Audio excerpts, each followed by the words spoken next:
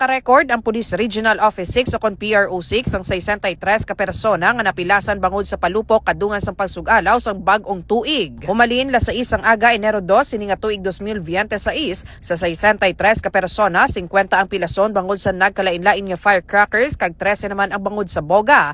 Base sa data, 25 ang gikan sa Iloilo, 15 sa Capiz, 12 sa Aklan, 7 sa Antique kag 4 naman sa probinsya sang Guimaras. Ini si K5 Karen Badilla para sa Kampiyon nga Balita, serbisyo publiko kag kalingawan sa Iloilo. K5 News FM.